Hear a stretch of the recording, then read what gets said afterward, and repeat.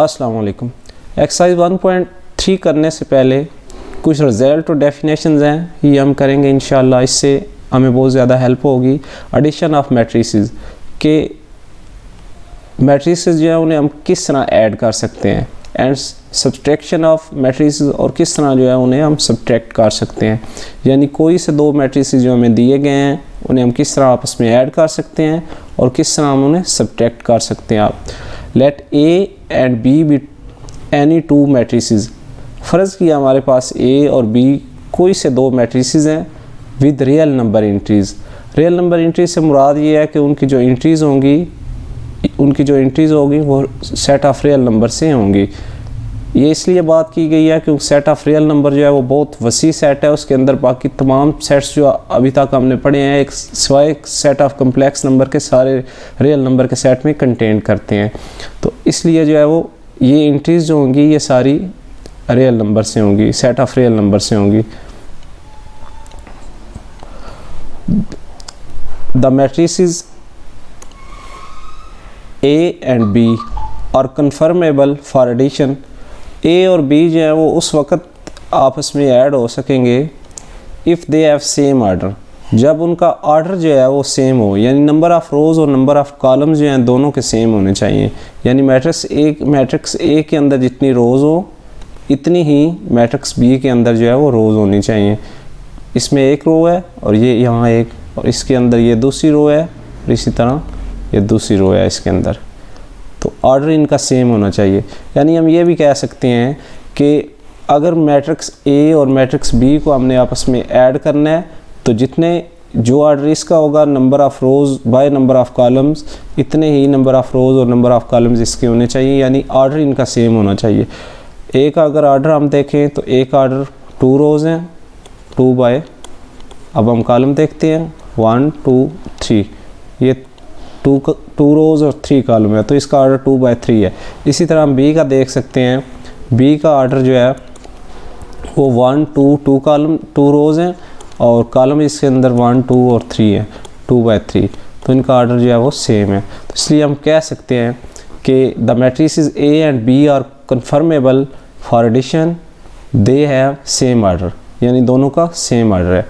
और conformable for addition, addition of A and B written as, जब हम इन्हें आपस में ऐड करेंगे तो ए प्लस बी लिखेंगे। Is obtain by adding the entries of matrix A to the corresponding entries of the matrix B. ये हम ऐड इस तरह करेंगे, लिखेंगे तो हम डिनोट तो इस तरह करेंगे, लेकिन ऐड इस तरह होगा कि कॉरस्पॉन्डिंग एंट्रीज जो है इनकी वो आपस में ऐड होंगी। ये दोनों आपस में ऐड होंगी। इसी तरह 3 की कॉरस्पॉन्डिंग एंट्री जो है वो 3 है।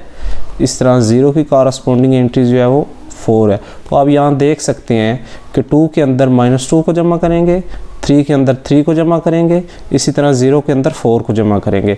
इसी तरह हम दूसरी रो जो है इसमें भी देख सकते हैं कि 1 को 1 में जमा करेंगे और इसी तरह 2 को 0 को 0 के अंदर ऐड करेंगे और इसी तरह जो है वो 6 है इसमें 3 को ऐड करेंगे, तो ये 6 + 3।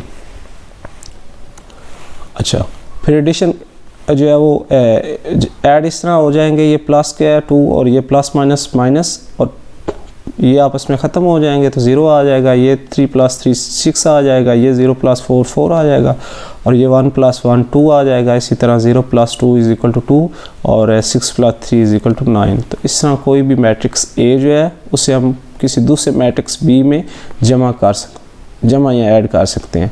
तो शर्त इसकी ये है कि they must have same order, they must have same order, order उनका सेम होना चाहिए। अगर उनका ऑर्डर सेम है, कोई से दो मैट्रिसेस हैं, अगर उनका ऑर्डर सेम है तो वो आपस में ऐड हो सकते हैं। इस तरह अब हम बात करते हैं कि कोई से दो मैट्रिसेस जो हैं उन्हें हम सब्ट्रैक्ट कैसे करेंगे।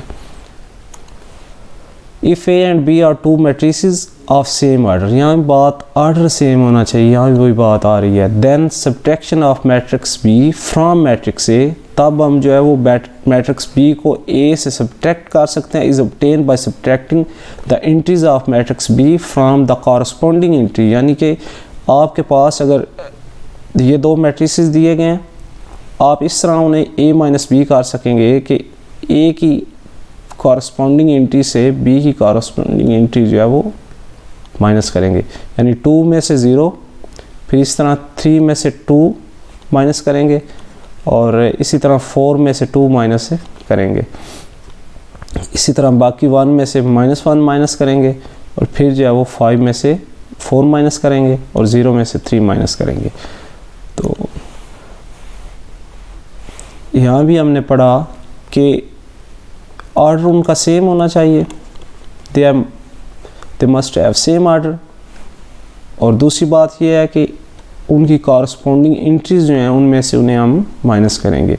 अगर ए में से बी हमने माइनस करना है तो पहले उनका ऑर्डर सेम होना चाहिए, यानी इसमें जितनी नंबर ऑफ़ रोज़ हैं इसमें भी इतनी नंबर ऑफ़ रोज़ होनी चाहिए। और दूसरी बात यह है कि इसके अंदर जितने कॉलम हैं यहाँ भी इतने ही कॉलम्स होने चाहिए। अगर ये बात हो कि ए और बी का ऑर्डर सेम हो, यानी जिस तरह यहाँ है 2/3 और इसी तरह बी जो है उसका ऑर्डर भी 2/3 है, दे हैव सेम ऑर्डर। अब हम ये कह सकते हैं कि इनका ऑर्डर सेम है। तो अब हमने देखना है कॉरस्पॉन्डिंग एंट्रीज जो हैं इनकी। तो 2 में से हमने 0 निकालना है। अगर हमने ए में से बी निकालना है, यहाँ देख लें 2a माइनस बी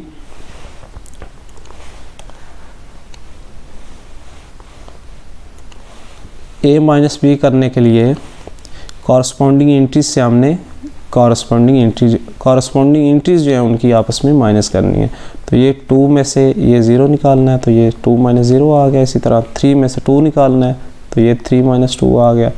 इसी तरह 4 में से 2 निकालना है तो ये 4 - 2 आ गया। इसी तरह सेकंड रो जो है उसमें 1 में से -1 निकालना है तो ये 1 - -1। इसी तरह 5 में से 4 निकाला है, इस तरह 0 में से 3। तो अब हम देखते हैं कि ये कैसे अमल करेंगे। तो 0 में से अगर आप 2 में से 0 निकालेंगे 2 - 0 = 2। इसी तरह 3 - 2 = 1। इसी तरह 4 - 2 = 2। इसी तरह 1 - -1 माइनस प्लस 1 + 1 = 2।